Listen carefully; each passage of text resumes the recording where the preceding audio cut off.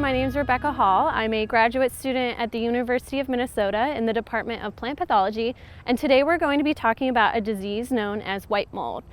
Today we're going to be seeing it in some very diseased fields on campus on soybeans. However, if you're not a soybean grower and you're thinking, why should I keep watching this video?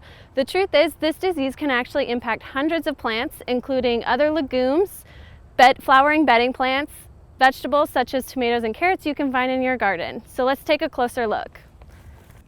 So white mold is caused by a fungus that is a soil-borne disease, and the disease favors cool, moist conditions such as those that we've been having in the upper Midwest this summer. In high humidity conditions, the fungus will form white, fluffy mycelium on the outside of the stem. The fungus will then grow together and form clumps that will harden, melanize, and form a structure known as sclerotia. Sclerotia can be found on the outer surface of the plant and inside cavities such as the pith of the stem on soy. For management strategies of the disease, because it favors cool, moist conditions, it's suggested that you try to affect the microclimate of the plants that are growing to lower the amount of cool, wet conditions the plants are experiencing. For example, you can try to space out the rows widely, or you can also try to decrease the amount of plants that you're growing in a specific area. Less dense plants equals less dense severity due to the increase of airflow that the plants are experiencing. Also, you can try to irrigate crops during the morning and try to cut them off before noon. That way, in the afternoon when the sun is highest and warmest, it can decrease the amount of moisture the plants are experiencing. If you're a gardener, you can also try to use a drip irrigation or try to use a soaker hose instead of a sprinkler to water your plants.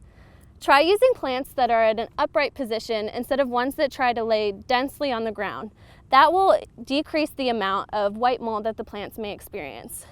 Fungicides can be used to prevent the development of the disease. However, it isn't very effective in controlling the disease once your crops have it.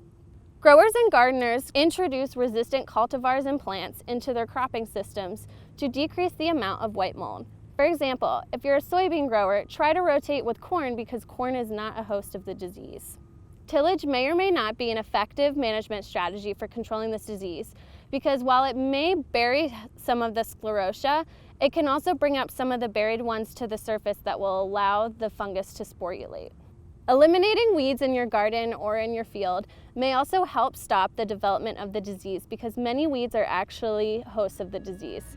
I'm actually going to get out of this field because it's pretty gross, but I'll see you guys soon.